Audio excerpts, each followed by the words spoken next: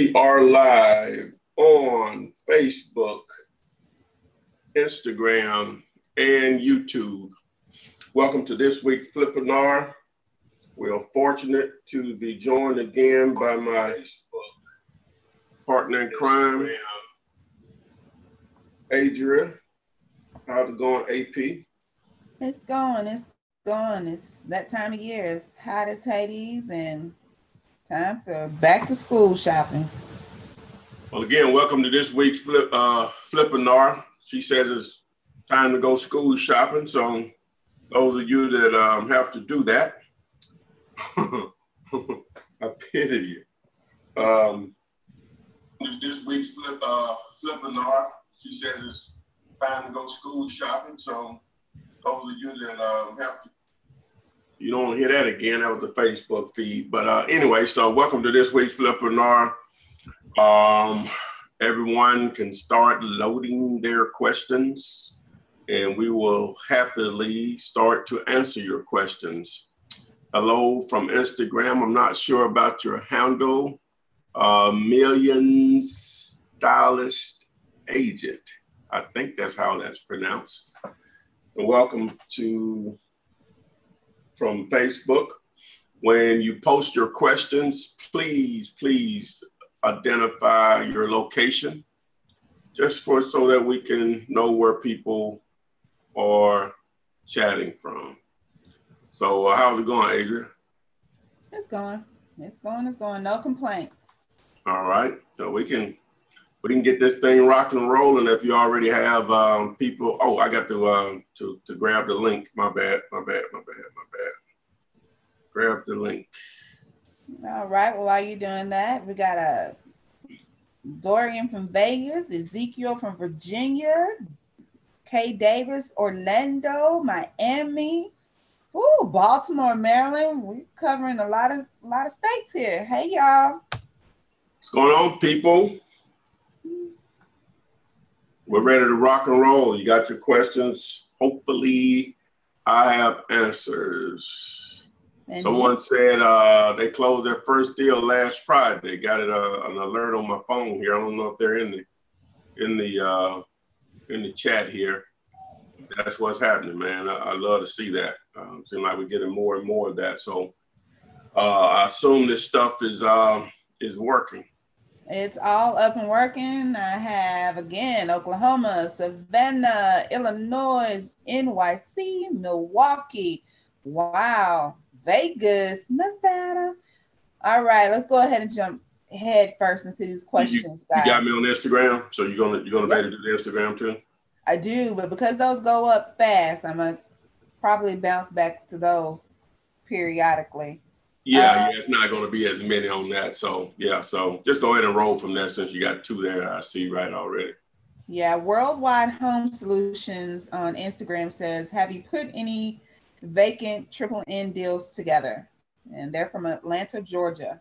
Yeah, that's what I do. Not as many as I need to. Been working on it quite a bit lately with one of my students out of Philadelphia. But yeah, to answer the question, so yeah, that's still in play. That's the overall goal, to be doing that more than the houses in the next year or so. Sticking with Instagram, Action with AJ says, hello from Maryland. And besides bandit signs, what forms of marketing have you found most effective for finding motivated sellers?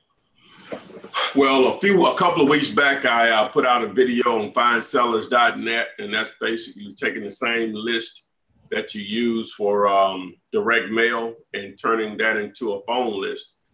Just to give an example, you may order 1,000 absentee owners, and 20 to 30% of that list will produce phone number. That's 200 to 300 people that you can possibly call. Now, obviously, everybody that you call, number one, is not going to answer the phone. Everybody that you call, the number is not going to be right. But then you're going to get answers from, hey, how did you get my number? Someone hanging up on you, to, hey, say, let's do a deal.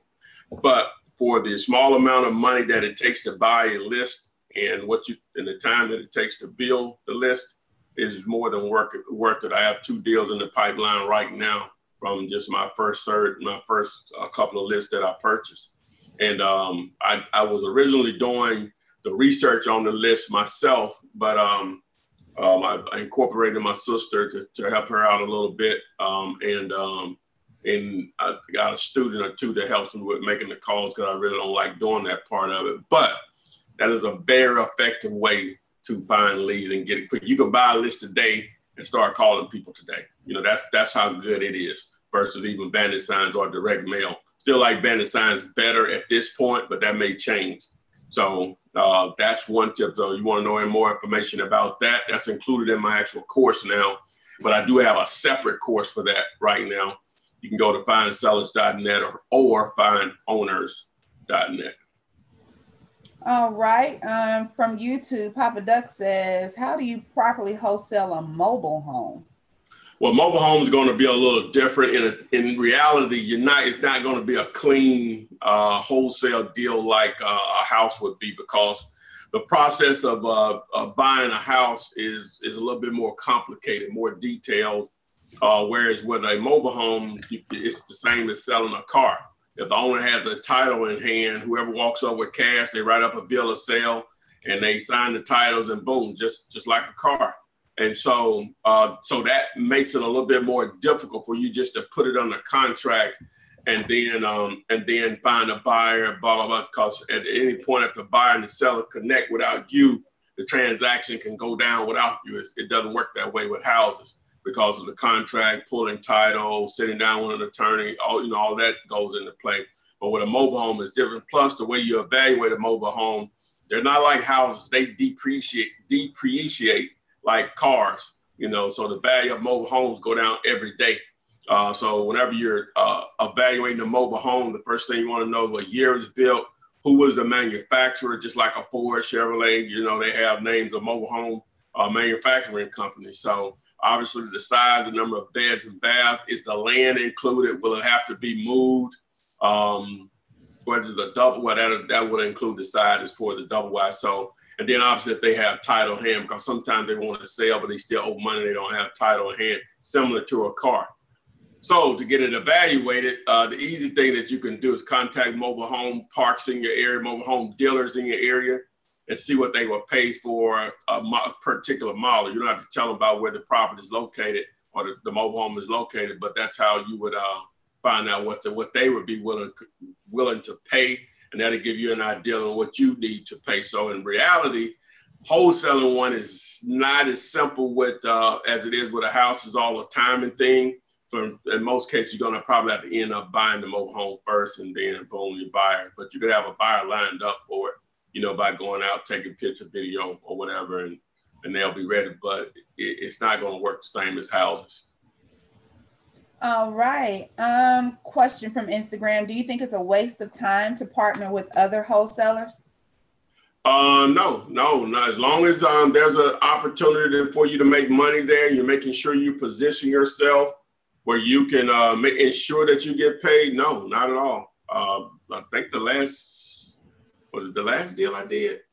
Maybe 2 deals ago, another wholesaler produced a buyer.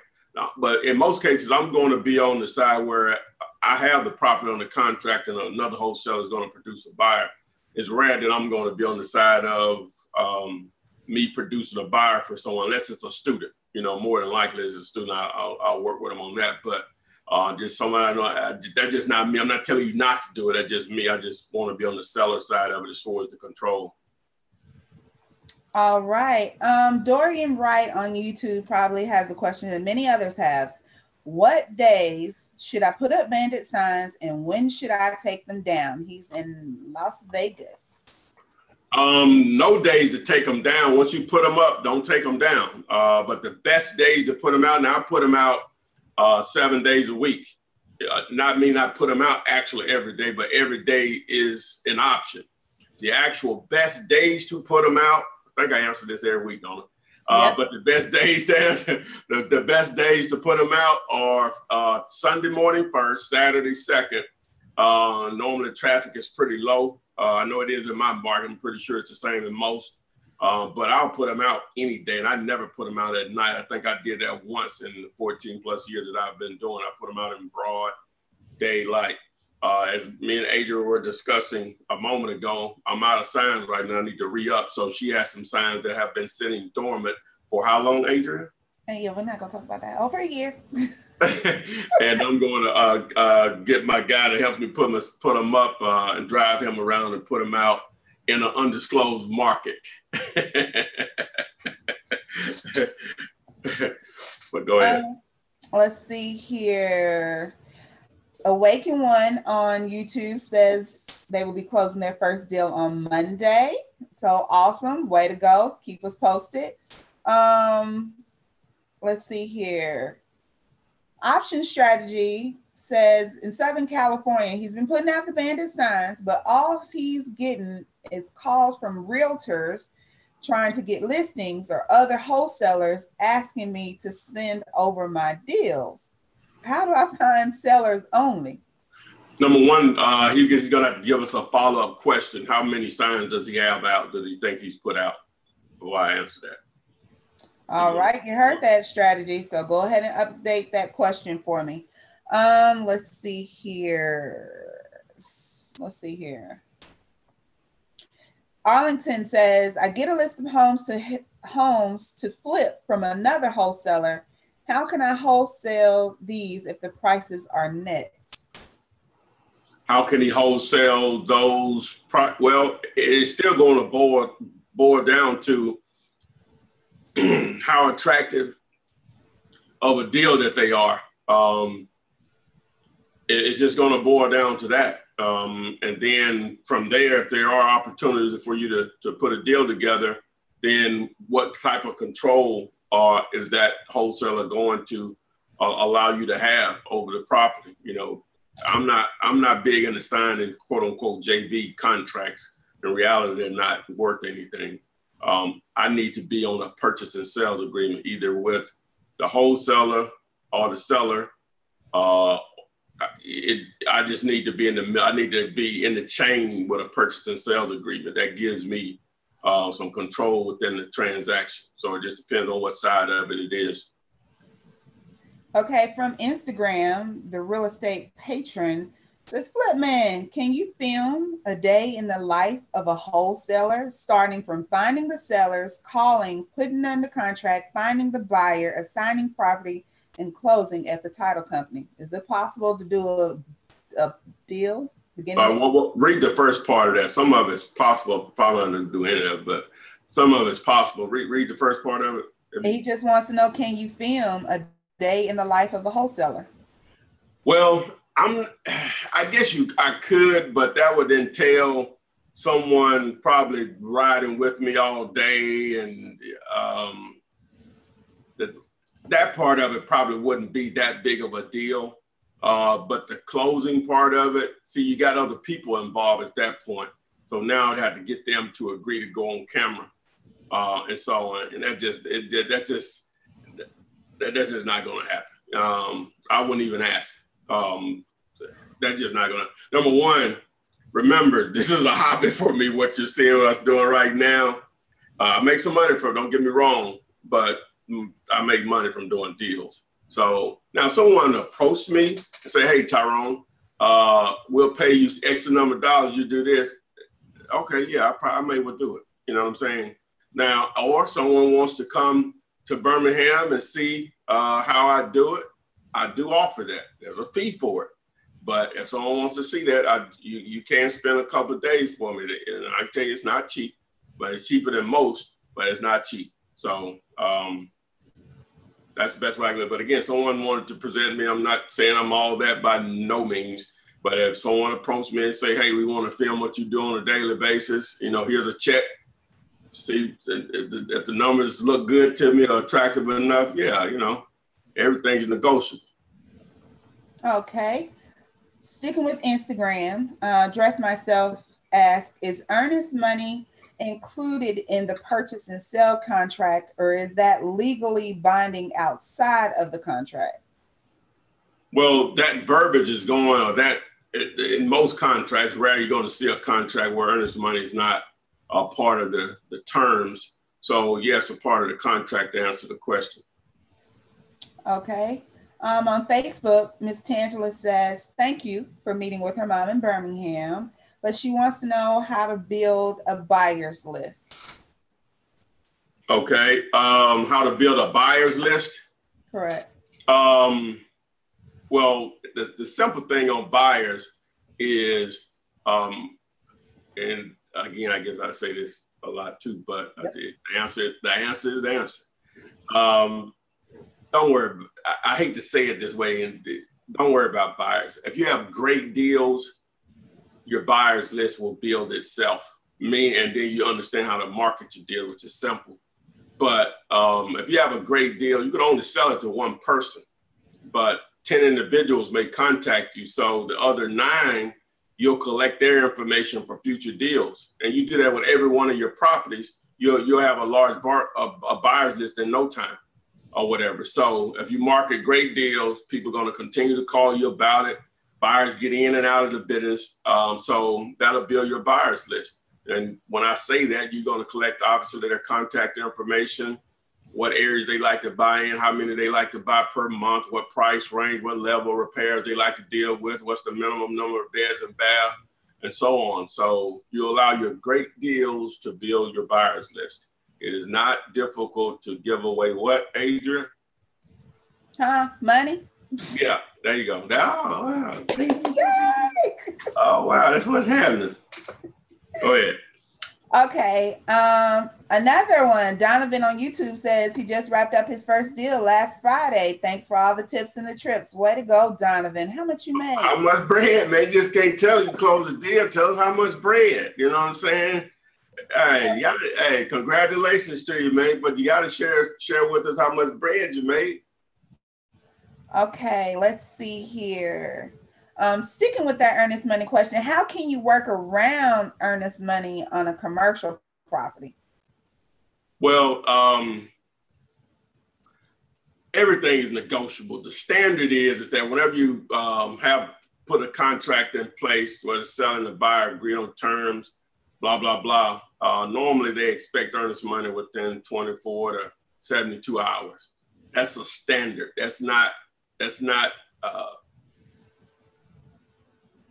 I guess you would say a law or anything. That's a standard. So you can negotiate, or at least when you make your offer through a letter of intent on an LOI, you can make your offer and say when you're going to put up the earnest money in at whatever point.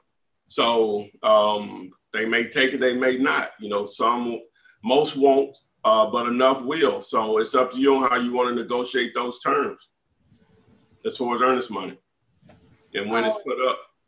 Which the goal is to find a buyer so they can put it up at some point, but you know, within your contract or your due diligence period, but you just negotiate those terms. Again, it's not a law that it has to be put up at a certain time. You can make your offer, and depending on their level of motivation, will determine if they'll accept your offer or not.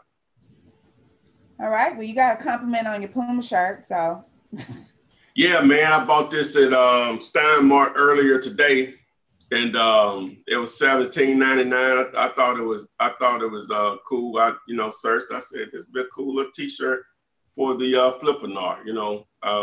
So if nothing else, you guys are helping me get my T-shirt game up. If nothing else, I try to keep something fresh every week. And I will take freebies if you want to send them to you. I give you an address to send to me if you want me to wear something that you may be promoting or something. I don't care if it's not offensive or if I don't find it offensive or it's not competing against what I do. So yeah, we can roll with that. All right. Vincent on YouTube from North Carolina says, is the wholesale course necessary before the commercial building course? No, they can be exclusive of each other. To answer the question, the process of once you got a buyer and a seller is the same, but that's where it stops. Totally different. Everything else is totally different. You know, when it comes to houses and commercial, especially when you're dealing with trying to flip vacant commercial buildings or just single tenant or triple net opportunities in general. Hey, you're doing a great job, man, going back and forth with these questions. I just have to say, Thank you. I don't know why it took us, 7, 8 weeks to figure out that you need to read the ones from Instagram too, but go ahead, though. Instead of me looking and say, you know, and all that, so. On Instagram, Lewis asks, what if I don't find a buyer in time? Do I lose the deal or do I owe money for not paying, like I said? You're going to lose. Well, one or two things happens. You go back to the seller and ask for more time and they give it to you. You go back to the seller and they don't. If they don't give it to you, yeah, you lose the deal. They keep your earnest money. That's the way it's supposed to go. But yeah, that's generally how it works. All right, sticking with Instagram, Joe from Charlotte asks, is it possible to find a buyer for a house where the owner wants $20,000 more than the AVR solely because the home has been kept in great condition and doesn't need any repairs? Well, if the owner wants $20,000 more than the ARV, then he's in la land. There's no possibility of a deal there, not as far as a wholesale deal. Don't waste another second of your brain power on that. He's so far from where you need to be on the deal that it's ridiculous. Just assuming that the ARV was 150, so that means he's asking 170, and you probably need to be around 80. So, you know, you're just too far apart. Okay, Donovan gave us some details on that deal he closed on Friday. He said it was a baby one, $2,000. He got the house under contract at $1,000. That's a great deal, man. Exactly. 2 big ones? Right. Let me see. I can pay this. I'm telling you, what? 2 big ones? Congratulations, man. Go ahead and read. I'm sorry. He said he got it under contract for $1,000 and sold it at $3,000. Probably could have made double that the way his phone was ringing, but he closed quick. Just got it done. Sometimes you have to take it. Don't be greedy. What's half a zero? Nothing. That's right. All right, let's see here. And then somebody commented, wow, Donovan Akil, $1,000 for a house. I'm going to tell you guys, Ty has told you over and over again, if you're not embarrassed to give your offer, it is not low enough. It is not low enough. I have offered somebody $1,000 for a house. The only thing they can do is say no. And if they say no, you then say, how close to that can you come to that amount? Yay! I got 2. I'm 2 for 2, guys. Boy, you rocking and rolling. Boy, we need to go to Philadelphia. Mississippi, yeah. That is. Let's see. Okay, I'm going to Instagram. Do I have the option of doing a double closing or an assignment? And can I use your contract to do either? I think he was asking, does he have a choice on how it goes? To do a double close with the contract that I use? Right. Yeah, that's irrelevant on the contract. If the title company or the closing attorney or escrow company, whatever it's called, sets it up, you know, if you want to set it up their way and they're okay with setting it up that way, that's fine. The contract is irrelevant on that part of it. Okay.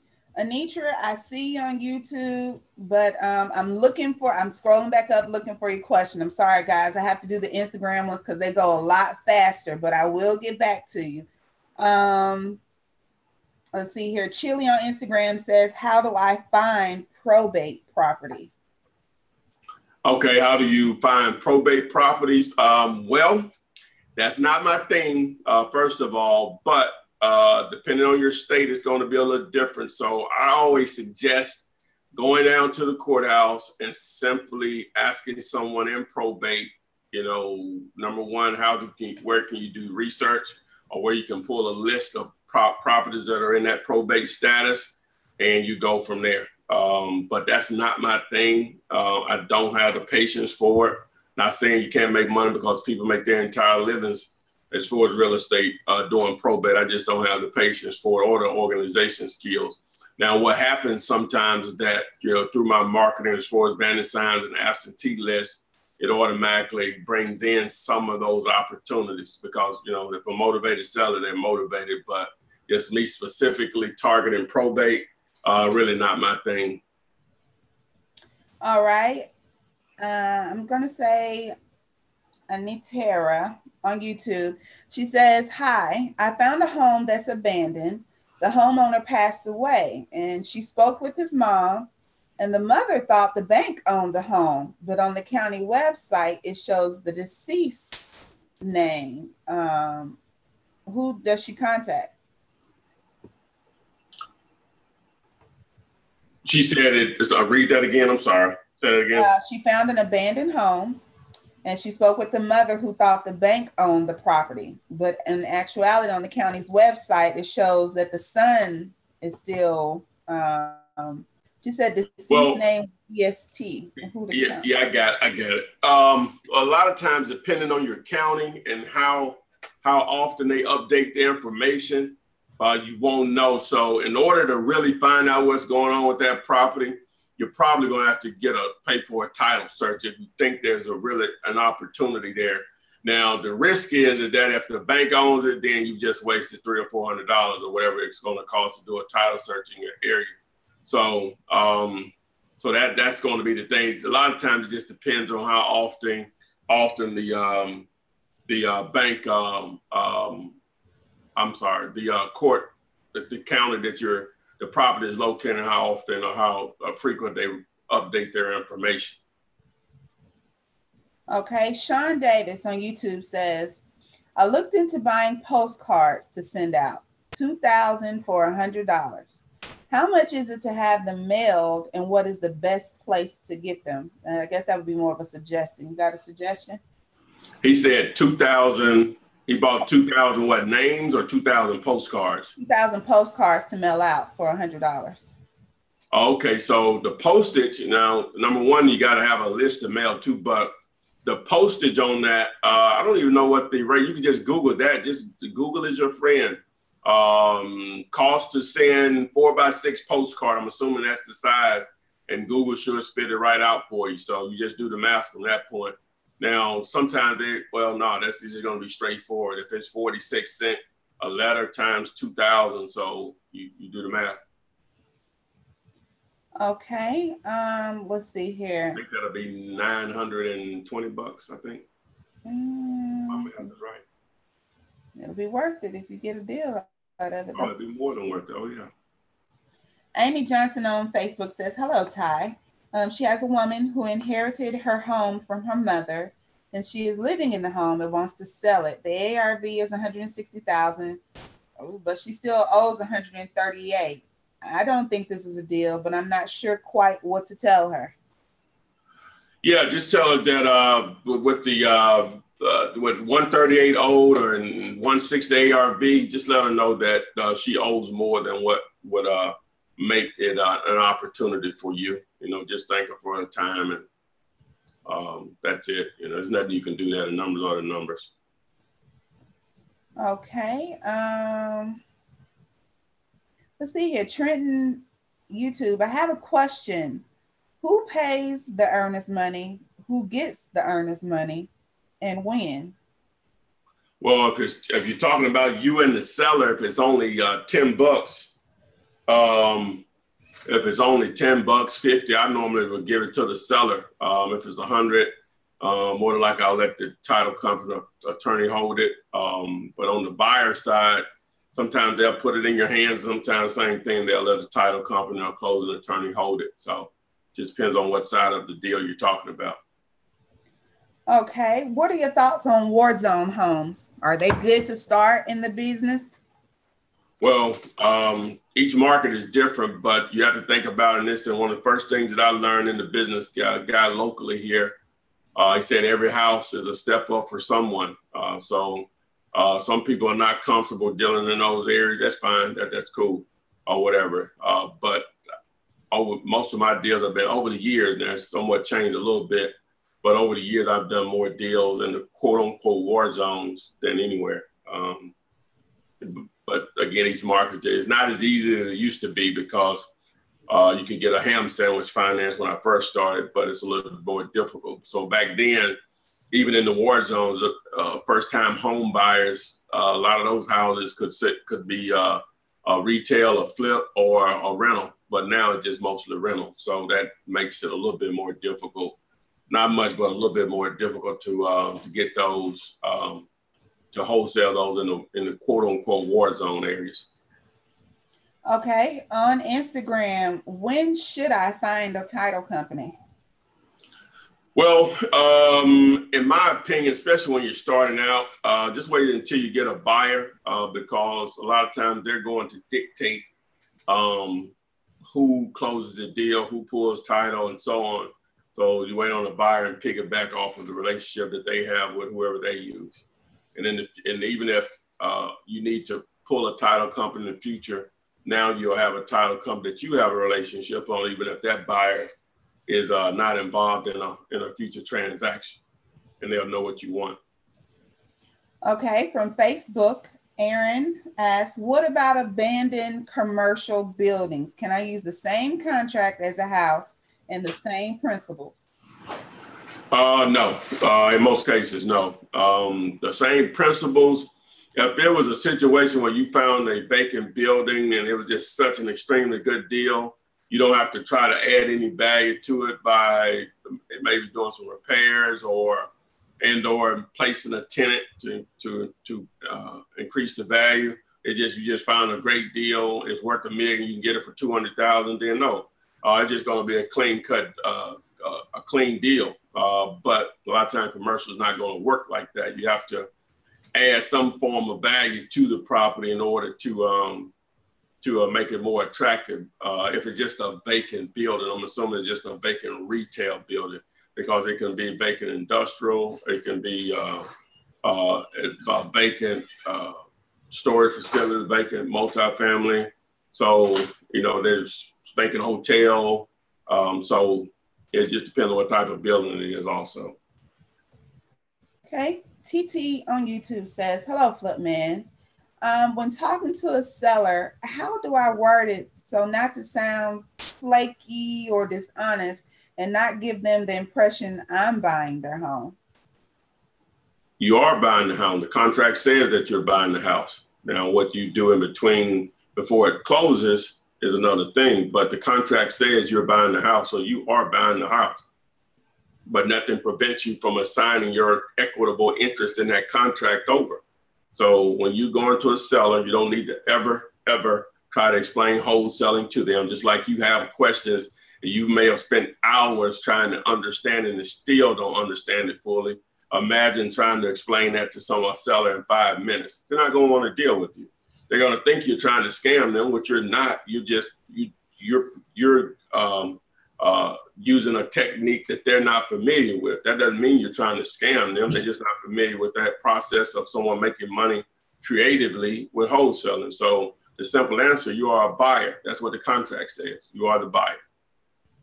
All right. From Instagram, do you edit the title of the contract when dealing with the buyer or seller? And also, are we subtracting taxes on the money from the deals? I don't understand the first part of the question. Did you? Not really. I guess from what you use for the buyer and the seller, there's no need to, I guess, what are you editing? I guess the positions are who's what. I guess he means, are you filling out two separate contracts? Well, yeah, you're filling out two separate contracts and you're trading positions. On the seller contract, you are the buyer. On your buyer's contract, you are the seller. The earnest money with the buyer is going to probably be higher than your earnest money with your seller.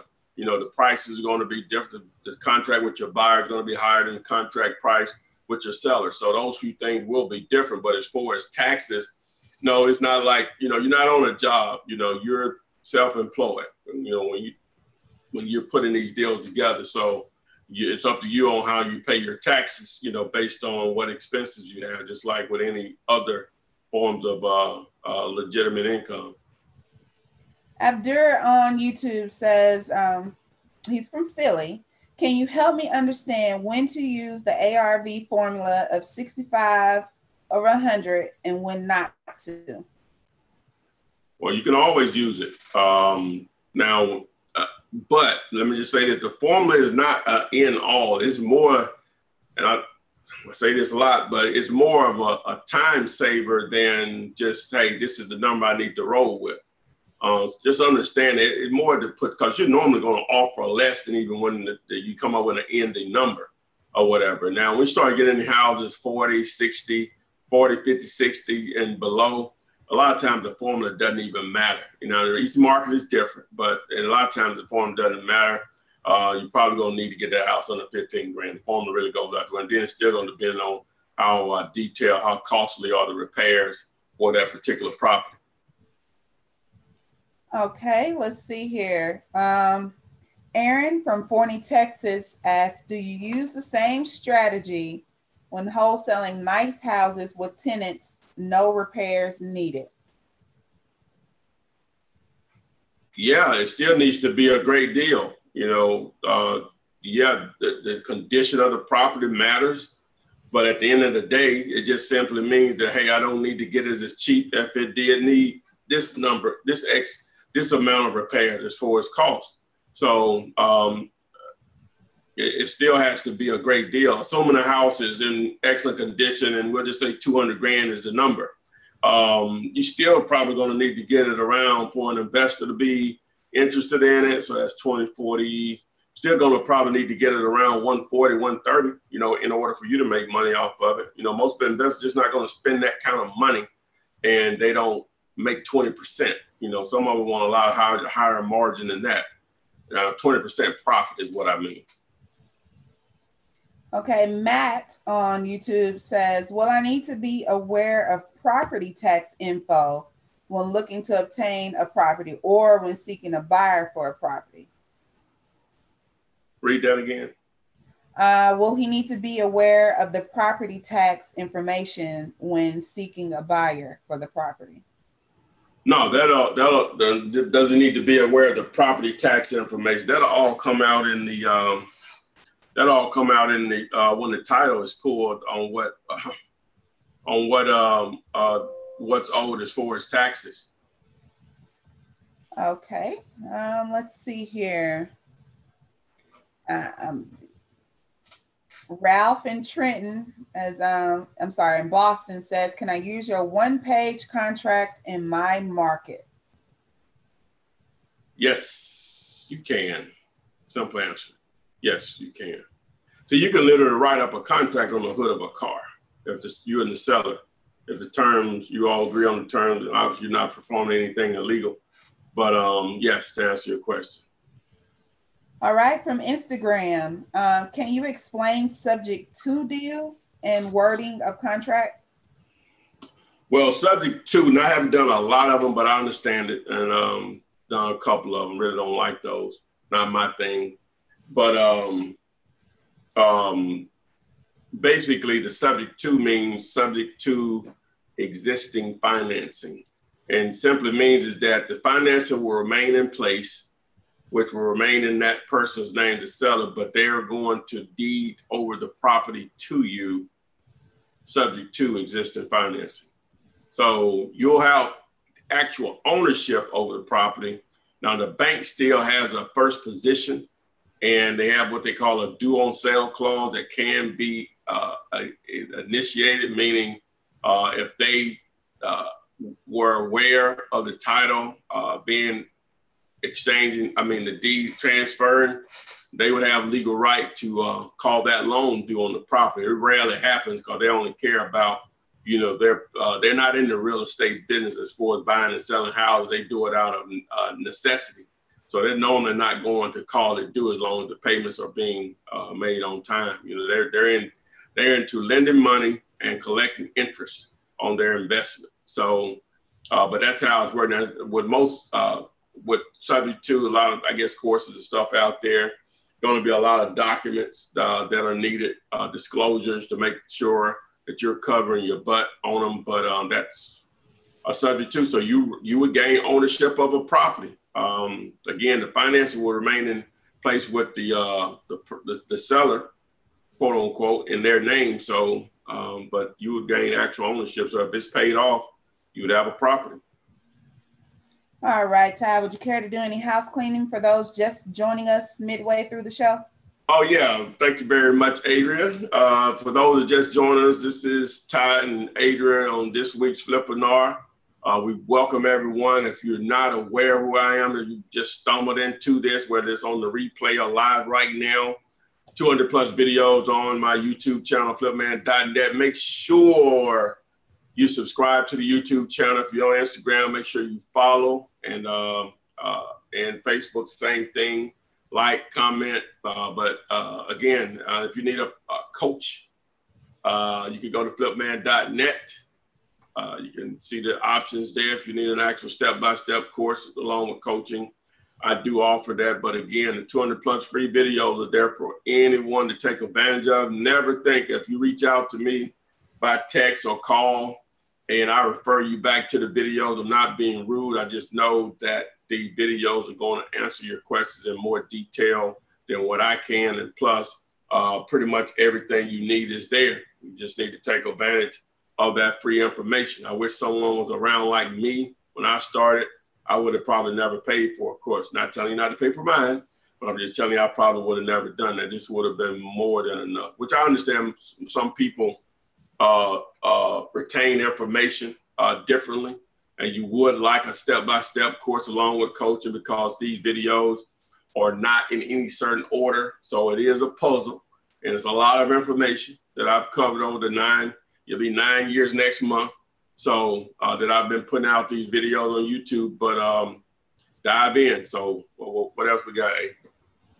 All right, from Instagram, does the amount of bandit signs you put up determine how fast you're going to get calls from motivated sellers? No question about it. That's just flat out numbers. The more eyeballs seeing your message with your phone number, the closer you are going to become to a deal. Now, the worst thing that you want to happen is you order 200 signs, you put out 200 signs over the course of a few days, and all of them are down in a few days. So I would encourage you, if you're new to that format of marketing, put out 25, wait a few days, see how many of those are up, put out some more. The easy thing to do is to identify where you should place them, is place them in areas where they already exist. I know you want to be off alone by yourself, but ideally, a lot of times, bandit signs are nothing new in most markets. And if you don't see them in a certain area, then normally that means that you probably can't get away with them. But nothing prevents you from testing a few and see how long they stay up in areas where they don't exist. But normally you follow where they already are located. But you got to be creative too. Think outside the box. I can sit here and talk to them blue in the face, but you may come up with a better way of making sure you're getting the best bang for your buck on your bandit signs. But to answer the question, the more you put out, the more they're going to produce. It's that simple. And if you're going to use bandit signs, you're always putting them out, but the money that they'll generate, you won't have any qualms about putting them out, because it's a beautiful thing. You can spend $200-$300 and make, 5 figures from those signs. All right. On YouTube, Lee from California says he has a list of out-of-state owners, but all the owners on that list have phone numbers marked on the DNC. Do you know what, if any, recourse can happen if he calls them anyway, or should he call them? I don't know how that works. I can't even tell you. I don't technically think you're selling anything. I don't know if that matters, because you're not calling, you're calling to hand out money. So I don't know how that would work. I can't answer the question. But again, Google is your friend. Yeah, you would have to Google that, because I know it's about solicitations and political calls, but this wouldn't fall under any of that at all. So you might be in the good. Next question, Victoria Dingle. Oh, you're normally on Facebook. She's on YouTube though. Someone is selling their home because they can no longer afford it.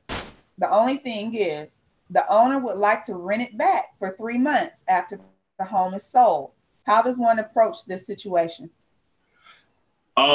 Man, it has to be an extremely good deal. Most investors don't want to play that cat and mouse game if you're trying to wholesale it. So the simple answer on that, it has to be like a deal of a lifetime for an investor to wait basically 3 months before they can start rehabbing and try to recoup their investment. But normally it doesn't work like that. But with that being said, depending on how much rent they want to pay, and if it's a situation where they were not behind on payments, their credit is good, then yeah, that may be a possibility. Just think about it. But normally, it's still going to depend on how much rent they're willing to pay, because most investors don't want to play that cat and mouse game. All right. TT says, Adrian, I think I spelled your name wrong. Yes, love. There's no N on it. It's Adrian. No N's. And she says she adores my color lipstick. I don't wear lipstick. Lip gloss on. They're just a natural gloss lips. I did put on some colored moisturizer, but I don't do makeup at all. Thank you. Okay, sticking with what we came for. Instagram, Pablo says, what should I do if I search up a property and it shows that the owner has 500 houses? How do I know which address he lives in? 500 might be a big number, but if they show they own more than one property, which one is their residence? Well, I don't know how it's done in your state, but normally, again, you can only have one homestead. Normally, those 500 houses, the mailing address for all of them should be the same. Well, I ain't gonna say should be. More than likely, a good number of them are going to be the same, which is normally going to be his office. With that many houses, more than likely, he probably has an office that he works out of. But it may just be his home address. So you just check, maybe check 10 or 15 of them. If they all come up with the same mailing address, then that's probably where you need to send your letter. Because the tax bill, remember, the tax bill has to go somewhere. And if it's an absentee property, they're not normally sending the tax bill to an absentee property.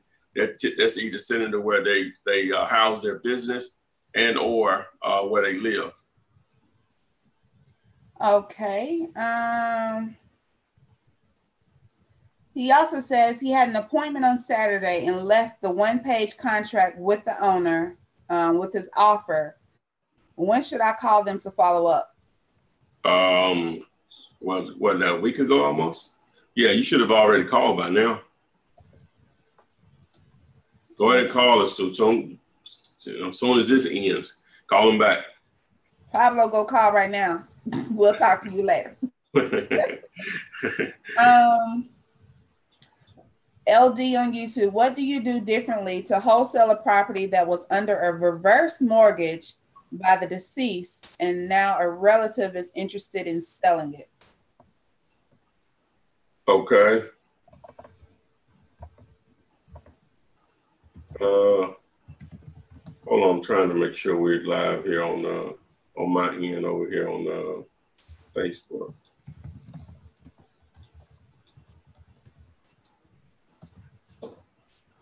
So if a relative has the reverse mortgage, what do you do?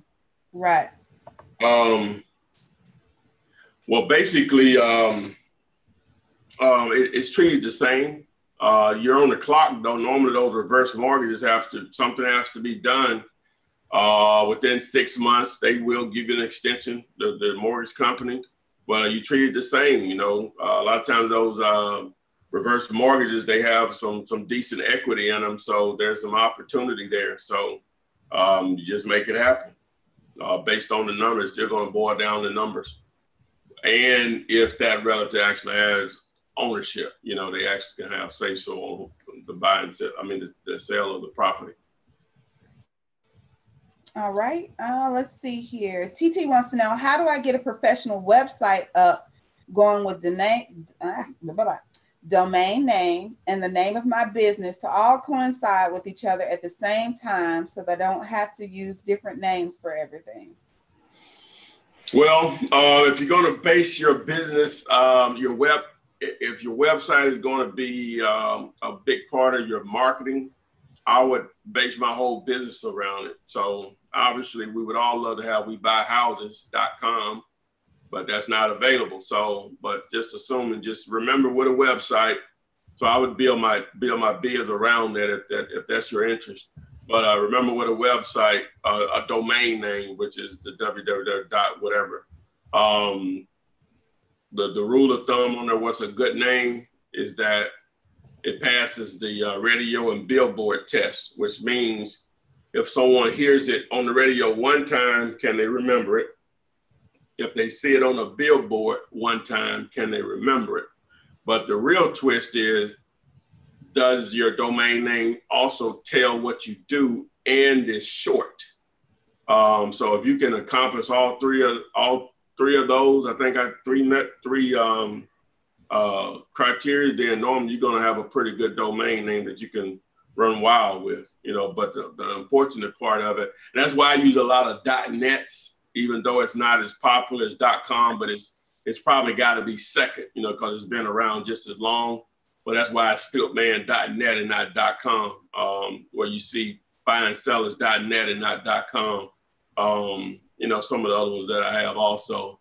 But now, I'm pretty decent. I'm not an expert by no means, but probably a little better than most at being able to send people where I needed them to go. But it still make it easier to remember Flipman.net than if it was this black guy on the internet that likes to flip houses.com. You know what I'm saying? So I think you may get the point. All right, this is our "Is it a deal?" question of the day. I'm talking with an owner of a home. The ARV is roughly 50 to 60K. That's a big window there. I'm looking to offer around 10 to 15. The owner owns 18. If they were to accept 15, they have to come up with the other 3K, correct? Oh, the owner owes 18? Correct. Yeah, that's how it would work, but good luck. Been doing this a long time. I've never had an owner come to the closing table with money. I had a deal that was in play once, but it didn't. We didn't close it where they were going to do that. But good luck to have an owner coming to the table with $3,000 to close the deal. All right, Evan Poole on YouTube. When you finally talk to a seller, do you try to pitch them over the phone or try to set up an appointment to pitch in person? Well, if you're doing an effective job of marketing, you should be getting 100 to 150 calls minimum per month, depending on your market size, most decent sized markets. So you're going to go out to 100 to 150 houses? No, you're not. You don't, your goal in most cases, you should only go out to houses where the numbers work over the phone. Sometimes I'll go out, some senior citizen will convince me, you need to come out, and I'm sure we're going to get it. And I may still go out, I may do it then. They have to convince me to do it because they may not give me a price over the phone. But for the most part, it's rare I'm going to go out and we don't have a price that somewhat works over the phone for me, just from time constraints. You just can't. If you're only getting a few deals in a month, 5, 10, or whatever, as far as calls or opportunities, then yeah, you can probably go out to every one of those. But if you grind and your phone is constantly ringing, it's just not possible. The numbers have to work over the phone. All right, Off-Roader on YouTube wants to know, have you ever heard of having to pay a transfer fee because you didn't do an assignment contract? No, you might have to be a little bit more clear on that. I've never heard of that before. Paying a transfer fee because you didn't do an assignment contract. No, I haven't heard of that. Okay. On Instagram, BGLO2 asks, is this a deal that a fix and flip investor would go for? The after repair value is $260K. The repairs are $15, and the owner owes $196. So that 196 and 15 is $211. Not enough wiggle room there. Nope. Just with the repairs and the what is that? That's $210. Is that right? Yeah, 5. That's $210,000 right there, just with the repairs and what they owe. Nope. There you have it, BG. It's no deal. And Off-Roader cleared it up. He said the title company wanted him to pay a transfer fee for each property he handed them, which was 3. You may have to be more clear. What was the cost? What was the amount of the transfer fee? Okay. Raheem asked, can a lawyer reduce your property assessment tax that the buyer owes at closing And does the playing field change when dealing with a lawyer for closing? Well, you want to deal with either a closing attorney or a title company on each transaction, but reducing the assessed tax amount. The lawyer, and I know in most states, they don't have anything to do with that. That's all county or state driven. You know, the taxes, they don't have anything to do with that. They just follow the law and collect, or if it's already paid, they credit back, you know, just depending on how your state laws are as far as property taxes. Okay. Instagram, I found an abandoned home, but can't find the owner online. Has a great view of the water. Well, if you can't find them online, I'm assuming you know who the owner is. Is that what they're saying, or they can't even find who owns it? No, he said he can't find the owner, so I guess that means he does know who owns it. Right. Again, you're gonna have to reach out to him by mail, and if that doesn't work, you go talk to the neighbors, see if they know how to reach them, and give them an incentive to provide your contact number to the owner, letting them know that you're interested in selling. And there are some skip tracing options out there, but you know that can be a little bit complicated. Okay, let's see here. Sticking with YouTube, who's my target buyers? Who are your target buyers? Cash buyers, people that can close fast. That's really simple. Cash buyers, which should mean they can close fast. Speed, speed, speed. Cash, cash, cash. Okay, and on that note, how do I keep my buyer from my seller? In some cases, it's not possible because some sellers will not give you access to the property. So each time that the property is shown to an investor, you will need to be there to mediate, or someone on your behalf would need to be there to mediate. You know, strike up a conversation with the seller while the buyer's inspecting. I did that just yesterday. You know, sometimes it's not going to be avoidable. You just have to handle it. Okay, let's see here. Winding down, guys, at the top of the hour. But Hernesville says he has a wholesale, I guess, a deal for a wooded lot for around $80,000. He wants to know what's the earnest money amount. How much? 80, yeah. On 80 grand, you could easily get away with 100 if they're motivated. If they're not motivated, 500 should be enough. Just a standard. You know, that's not a lot of money for in the scheme of things with real estate, especially if it's a commercial property. That's not a lot. I'm assuming that's what he means. Okay, Michael Levy was interested in the cost of your course. I directed him to message you. Yeah, you can just text me, Mike, or you can go to flipman.net to get access to that information right now. Linton asks, when I walk into a house to take a look, how do I go about making my evaluations? Well,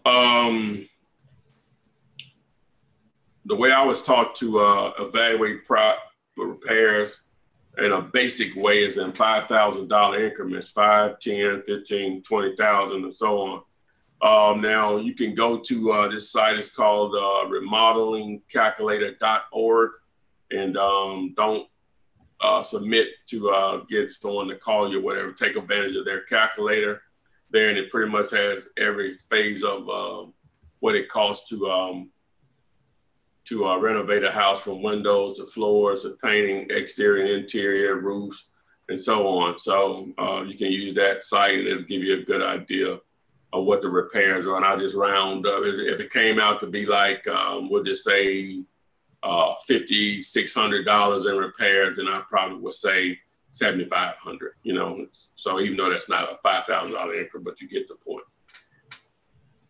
All right, Ezekiel from Virginia says, is it possible to wholesale a house from the owner that owns 3 acres of land that includes the actual house, but can I only get the house? Is that possible? Yeah, it's possible. And I've done, I think, 1 or 2 deals like that, you know, because they they were valuing the house on the land. I was like, y'all can keep the land, because it may be in a quote unquote area where a war zone or an area where there's not a lot of developing. I just need enough to create a lot for the land. So on both sides of it, depending if the house is sitting in the middle of the property, then y'all can keep both sides of it. You know what I'm saying? So that's when you get into a survey and all that stuff, they have to split it up. That may take a little while to get that done. But yeah, that's if they're valuing the property on the land, which they probably are, but you think you have a good deal, we dead on Instagram. I'm gonna start it back though. Okay. You have a good deal, then yeah, make that offer to see if they would be interested in that. So a lot of times they won't be, but just make that offer. All right. Question on YouTube. Are VAs really and truly all what a lot of REIs swear by? Do you recommend them? If so, at what point in the game do we need them? Well, as I mentioned before, I have my sister doing some stuff for me, but I can scream and fuss and holler at her or whatever. When she's not doing it, she can do the same with me and tell me I'm an idiot. But so that works out well. But I had it before I got her to start doing the research and finding phone numbers from the absentee list. I looked into a VA and they were the devil out of me. But I didn't like, even when the VA called me to set up the appointment with the guy that could speak good English, I didn't like just how she was dealing with me. Not that she was rude or anything, is that, she's just doing her simple job, but, there's a little, now that may not be the case with everything. But then I had I didn't like the way she was just so uniform on the questions that she was asking or whatever. So it just depends on what you have the VA doing. Actually talking to people, that's nothing I would want. I don't want them talking to people. I want to talk to everybody because they're going to remember me. I know how to build rapport with people. And that's just not my thing. Now, you get them to do some grunt work for you as far as direct mail or something like that. But actually talking to people, I don't want those VAs talking to people, not from my experience. I think you'll miss more opportunities beside it versus you talking to them. So but this is my opinion. Okay. Kim Harris says she really doesn't understand how to wholesale trailers. How do you get the ARV comps, etc. on those? On mobile homes? Right. Yeah, Kim, I think in the first maybe 10 minutes of this particular Flippinar, you can go back on the replay 30 minutes after we've gone out the air. You can pull it back up, and I went into detail on that. I won't answer that one again. I'm sorry, but because I've already answered it. So just check out the first 10 or 15 minutes of this particular replay on YouTube later on. Sean needs clarification. What exactly do you mean by VA? Oh, someone asked a question about a VA. It's a virtual assistant, basically like a secretary, but it's a virtual assistant. They may be in the Philippines or somewhere like that, and you can hire them for $2 an hour or whatever. So that's what they're referring to, a virtual assistant. And there are services out there that make those individuals available. Okay. On Instagram, how do I go about hiring a bird dog? Well, just advertising on the Craigslist that you are looking for house finders. You can use the term bird dog, but most people know, understand that the phrase house finders, and they're going to be different levels of bird dog. Now, some people go out and just find you vacant houses. You may pay them $2 a house or $5 a vacant house that they find, but I don't really want that. The bird dogs that I like to deal with, they basically are wholesalers. They're just not taking the additional step of putting a house under contract, but they've done a great deal of negotiating and everything. But for whatever reason, they're terrified of putting a house under contract, so they pass it along to you. But to answer your question, just advertise on Craigslist, or you can even put out banner signs saying that house finders need it, $500 per deal or $1,000 per deal. So. Okay. Jay Peterkin asks, should I get an LLC before I receive $1 million check? It'll cash good in your name. There and you just have it. pay. You can seek out a CPA to answer that question for you, but trust me, the cash good in your name.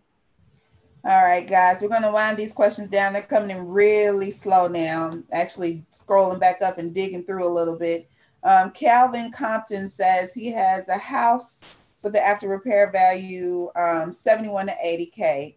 The owner owes 32,000 in equity loans. What would be a good offer? It needs some cosmetic repairs and a few updates inside.